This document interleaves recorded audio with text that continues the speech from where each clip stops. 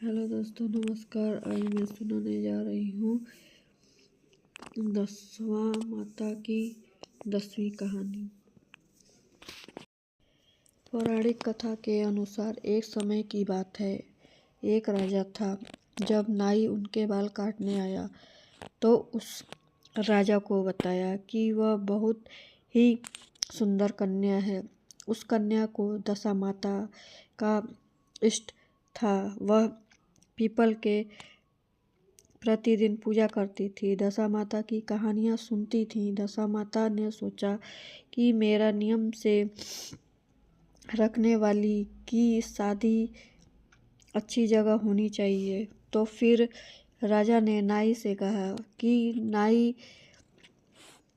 ऐसा सुंदर कन्या में से मैं शादी कर लूँगा। राजा ने कहा, उस कन्या से शादी करने के लिए शादी के महल में आने वाली राजा के एक रानी पहले से ही है। उस रानी ने सोचा कि इतनी सुंदर दूसरी रानी आ जाएगी तो मेरा रुतबा और आदर कम हो जाएगा। फिर तो वह बड़ी रानी काले हाथ और आई और नई रानी का मुंह पर लगा दिया। राजा ने जब नई रानी का चेहरा देखा तो उसे बहुत ही दुख हुआ कि नाई ने हमारे साथ धोखा किया। ऐसे काले मुंह वाली गिलहरी जैसा शकल वाली लड़की से मेरा शादी करा रहा था। राजा ने कहा रानी को अलग कक्ष में रख दिया जाए। उससे बातचीत भी ना ही करते थे। फिर उसने तरफ देखते ही वे राजा के ऐसे व्यवहार से छोटी रानी बहुत दुखी हुई। उसको समझ नहीं आ रहा था कि वो क्या करे, कैसा राजा को समझाए।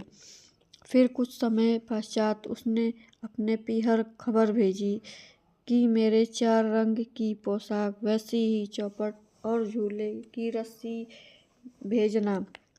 उसके लाल, हरी, केसरिया और गुलाबी चारों रंग का पोशाक, चौपड़ और झूले की डोरी आ गई। फिर उसके बाद उसने दासियों से मालूम करवाया कि राजा घूमने के लिए कौन से बाग में जाएंगे।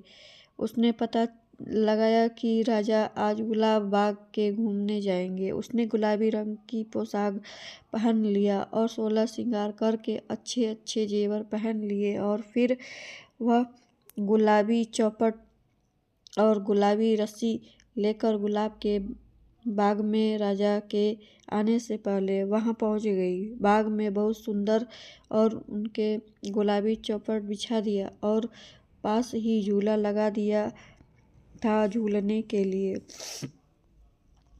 राजा बाग में घूमने आए तो उन्होंने देखा कि सोचने लग गए और इतनी सुंदर राजकुमारी झूला झूल रही है। रानी ने पूछा, चौपड़ खेले? राजा ने हामी भरी। दोनों चौपट खेलने की बात करी और वह राजा वहां से चले गए। राजा महल में जाते समय मन ही मन में विचार करने लग गए कि ऐसी सुंदर कन्या तो अपने महल में होनी चाहिए। राजा ने महल में आने से पहले ही छोटी रानी दासियों की मदद से राजमहल आई। अब उसने दूसरे दिन पता लगाया कि राजा की कौन सी बाग वाली पत्नी है। राजा ने रानी को चला कर राजा हरियाली बाग में जाएंगे और उसने रानी हरी पोशाक पहनकर 16 श्रृंगार कर वह हरी चौपट, हरी रस्सी लेकर दासियों के साथ वह बाग में चली गई। चौपट बिछाया, फूल भी लगवाया और झूले लगवाने के लिए राजा के आने से दूसरे दिन ही पूछती, चौपट खेलने? राजा कहते हैं कि खेलें।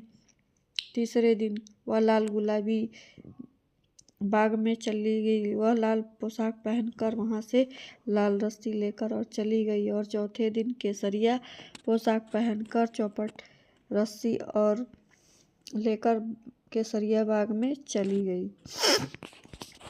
राजा ने उस पर बहुत ही मोहित हो गए और राजकुमारी तो मालूम भी नहीं था कि वह शर्मावती ने लग गई थी और वह रानी के चारों तरफ पोशाकें की रस्सी और चौपट सब रानी के कक्ष के बाहर बरामदे में रखवा दिया था और उसकी उंगली की चीरा लगाकर हाय हाय करने लग गई।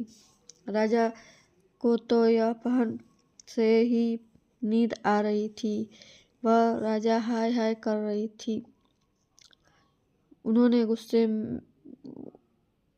गुस्सा बहुत आया। वह बोला कि आज इस काले मुंह वाली तलवार से मार डालूंगा, इसका किस्सा खत्म कर दूंगा। गुस्से में भरे हुए राजा ने उनके कक्ष में की तरफ गए और उसके कक्ष से बाहर आकर क्या देखते हैं और चारों रंग के पोशाक चौपट रस्सी खड़ी पड़ी थी और राजा ने यह सब देखकर सोचने लगा कि यह सब तो राजकुमारी का है। यह सोचने लगे कि सब यह कहाँ से आया। जब राजा के कक्ष में भीतर पहुंचते ही रानी देखकर बहुत ही आश्चर्य हुई और राजा से कहती है कि यह यहाँ रानियाँ कहती हैं कि हाँ। फिर राजा कहने लगे कि रानी आपने हमें धोखा दे दिया। रानी कहती हैं कि मैंने कोई धोखा नहीं दिया। दोस्तों वीडियो पसंद आए तो प्लीज़ लाइक शेयर जरूर करिएगा। धन्यवाद।